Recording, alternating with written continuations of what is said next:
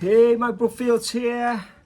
Welcome back to my channel, doing lots of blues rock and Eric Clapton and things like that. Today we're going to do Don't Think Twice, It's All Right, Bob Dylan's 30th anniversary concert celebration, where Clapton does a storming version of the classic Don't Think Twice, It's All Right. Bluesy, awesome, you know, reminiscent of like Nobody Knows You When You're Down and Out, all of that kind of the Derek and the Dominoes version. What we're going to cover here today is I'm going to go through the intro solo he plays, and then I go through the guitar solo. And on a Friday on my Patreon, I do like a Clapton song series where we concentrate on songs. So we look at the lyrics and really more about playing the song and not about the solo. So if you want to check that out, head to my Patreon. Thanks to all the Patreon people. If you want the tab for this, it's free at Patreon as well, so just become a free member. So I've been uploading a few kind of Clapton videos for the Clapton gig that I did. If you're a Patreon member, you can watch that whole gig actually as well. I uploaded the first set last week, and I'm going to upload the second set this Friday. So you know, if you're interested in that kind of content, it's over there. It's only $10 a month. So Clapton's playing on this is just absolutely beautiful. Just a lovely mixture of major and minor. And what I find fascinating is like the chord progression is really interesting. And like I said, it's kind of similar to Nobody Knows You When You're Down and Out. But he never resorts to sounding kind of jazzy. Like if you get modern players improvising on this, they you know, because of the more modern players tend to have more knowledge of arpeggios and scales. There's a tendency to kind of like, you know, pop them in. But Clapton always just sounds really authentic, bluesy, like he's just playing soulfully. He's not kind of resorting to kind of like scales and arpeggios types of playing, which is actually good fun, but it changes the aesthetic of it. It makes it sound much more jazzy, much more like what a horn player or a piano player would do. And you could argue that you might prefer that, but my own personal preference is to hear this soulful way of playing through the progression, which doesn't actually you know, nail every chord. It's kind of, he weaves through the progression and he does it beautifully, just playing in the key of and mixing major and minor, and it never comes to clash with the progression, if you like. So let's jump straight in. Let's have a look at listen to the intro. I'll just go through it lick by lick. Yeah. So there's a kind of thing, so it's like 1, 2, 3, ba da ba ba ba ba. So 1, 2, 3. You know, so, you know, making sure you know where to come in on there, you know. So if you've downloaded the free tab from Patreon here, I actually put this on page 2 because it's only 3 lines, you know, and you can see the rhythm attached there. Ba ba ba ba ba ba. 1, 2, 3. And then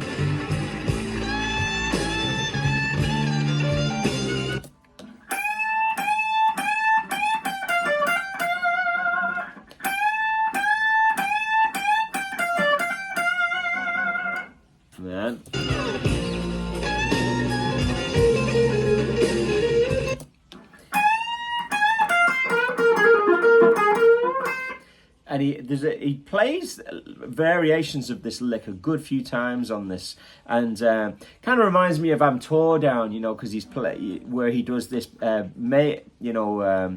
bend, then a half step bend,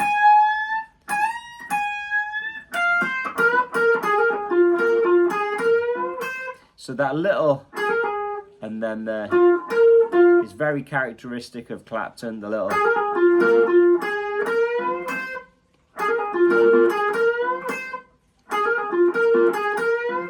You know, so really nice lick that. You know, I would definitely be playing that through a few different keys. We're in the key of F when he plays this, but you know, you might play it in C. That would work in Am Tore Down or something. You could practice it in A, you know. That would work on, I don't know, Crossroads or something. In D. That would work in Badge or something. You know, let's get back to F anyway, so we were in. And then that's kind of like minor. And then he continues with this.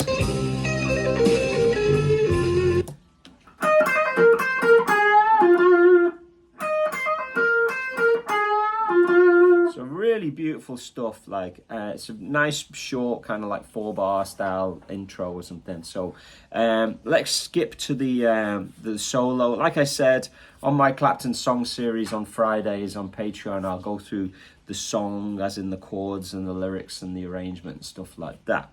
So let's check out this first lick.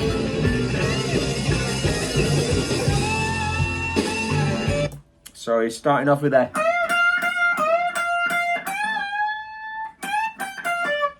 So, you know, this is kind of like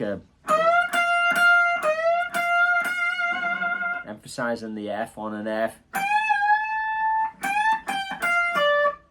You know, just, you know, I love the way he does a bend, down and up again without picking it. It really changes the shape of the line if you pick everything. You know what I mean? The fact that he has that volume, he's using his mid boost to get that soaring singing quality. And, you know, one thing that makes a big difference, I think, which is not talked about that much, is that when I did my Clapton gig recently, I had a keyboard player on and he did a great job. Like, he was playing Hammond and piano, and just having that bed of harmony behind you really changes the way that you play. I'm so used to filling things out, playing a lot, because you're just in a power trio or something. But when you have that better harmony behind you, you can find common tones and just soar more. And it definitely has an effect on the way that you play. And, you know, now going through the Clapton solos, it makes you think, well, he's making these choices because he can. He doesn't have to work so hard like he would if he was in a power trio. Let's go back here.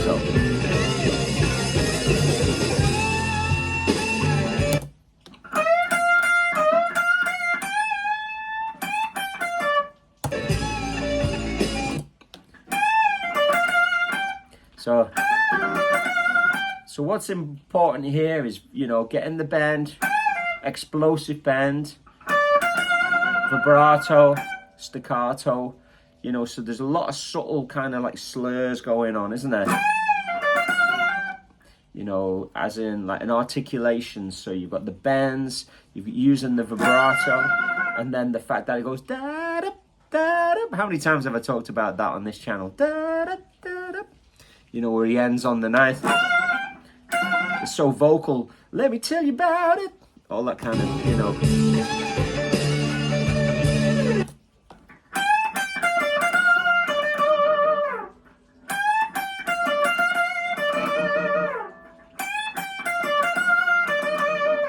So, love that. Okay, going on to the next lick.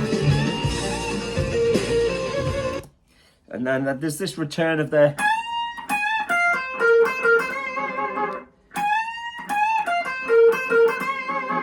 The kind of rhythm on that is kind of a little bit tricky. It might take a few listens. And then he's going back to... Which is similar to a lick that we did on the intro, but he goes down instead of going up. So...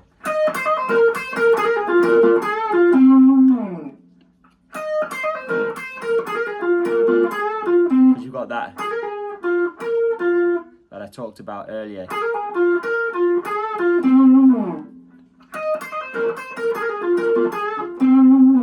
Okay. That's actually the same lick again.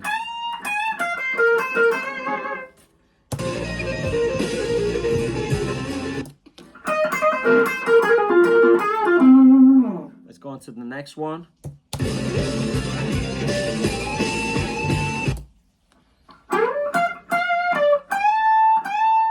So what he's doing is going into like what I call like the BB King. You know, and he's doing that lovely expressive bend.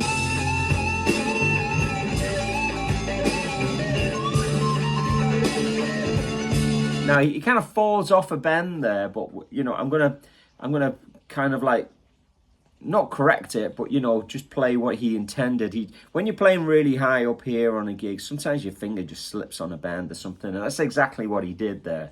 So after that, and then he's got 3 bends, one more, and then it's the same thing twice. And then the third one is, he uses on the 3rd string 20 instead of 19, which gives it a more minor flavor. And then quickly, so it's really nice where you're in that B.B. King major sound, and then he drifts into that minor, and it's almost like a blues cliche in a sense. But you know, some people play blues cliches and it just sounds awesome. Other people, and it's different, you know what I mean? So Clapton does it particularly well, doesn't he? So let's just recap all of that. So you got this, then you got 3, one more, then you got this repetitive lick, and then slight adjustment,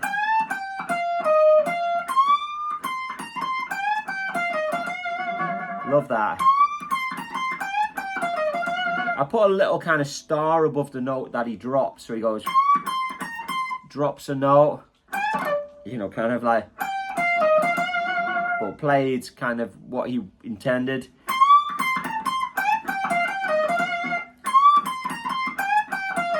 That's better. Let's carry on, will we? It's juicy stuff. So that's classic Clapton. We're on to the 21st fret here. So luckily he doesn't go higher than 21, because I'm right at the end of, on the edge of the world, if you know what I mean. So you've got this overbend, and then you've got 2 groups of 18, 18, 18, 18, 18, playing very quickly.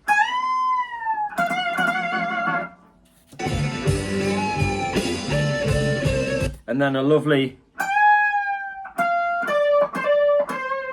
so a little half step from 20.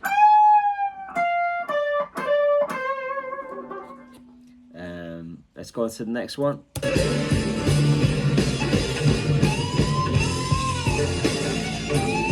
So yeah, that's lovely, isn't it?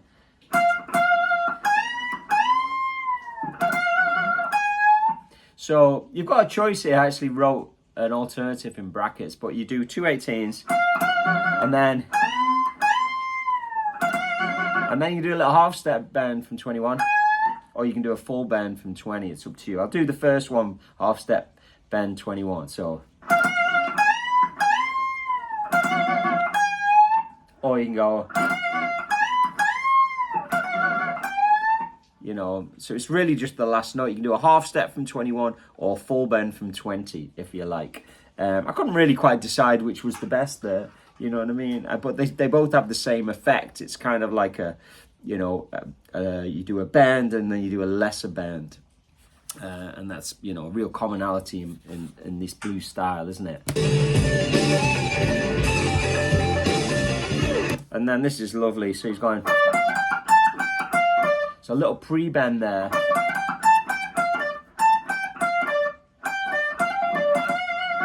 So there's like 3 parts to that.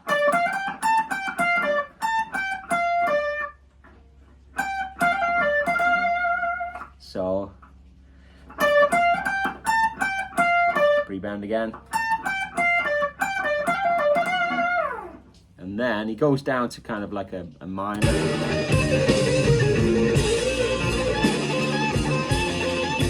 So it's, after all of that major sweetness, now coming down to the minor just sounds really dramatic, doesn't it?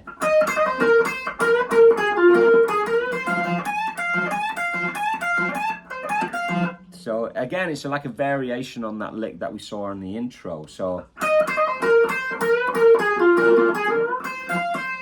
and I've split that up into smaller groups.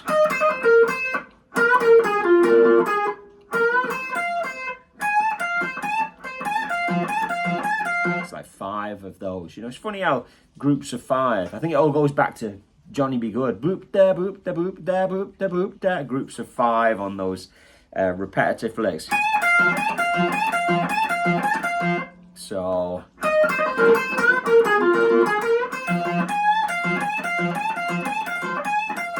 Okay, marching on. Only a couple of more licks left, but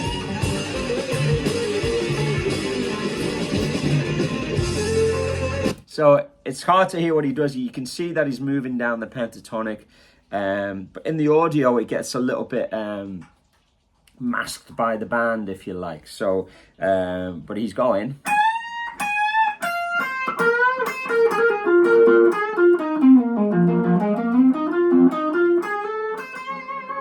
That's what he does. And again, within that, there's that same intro variation lick. So he's starting with that.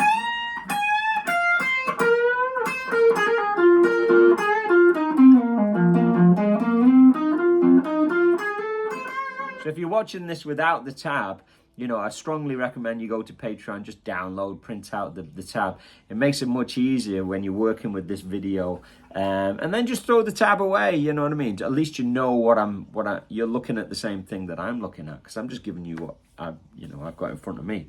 So one more time, so you do it, that big bend, little bend.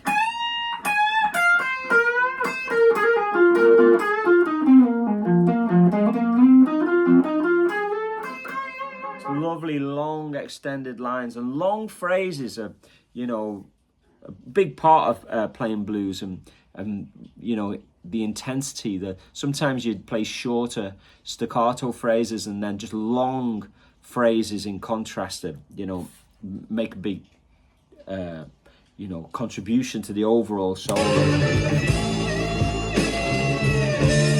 And then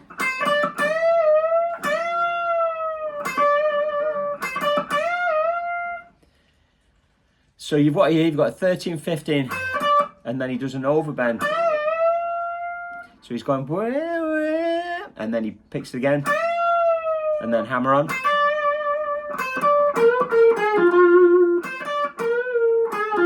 And a little bluesy fling on the end.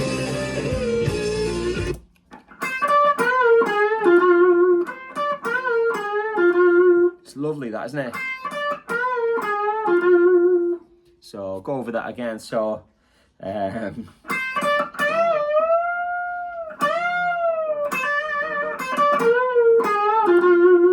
have a listen, will we?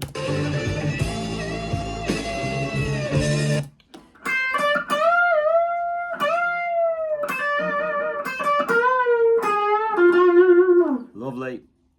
One last phrase.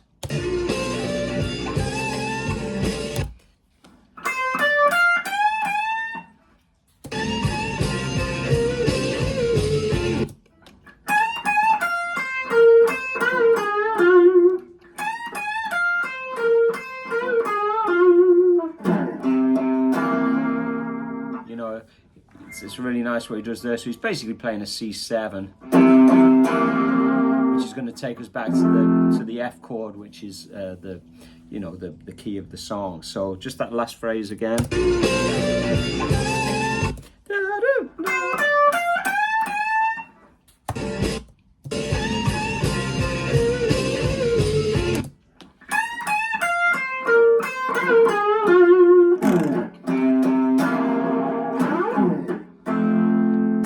Into the song. Like I said, if you're interested in learning the song to try and, you know, give you a few tips on singing it and playing the chords, head over to Patreon there. So don't think twice, it's all right. I've been meaning to do that for a while, and it's been in the comments as well. Like I used to play this song quite a bit. I haven't played it in a long time, so I don't know why it popped. I know why it popped into my head. It's because I'm doing there's a Bob Dylan event coming up, and I've been asked to do some songs at that, and I thought, which one shall I do?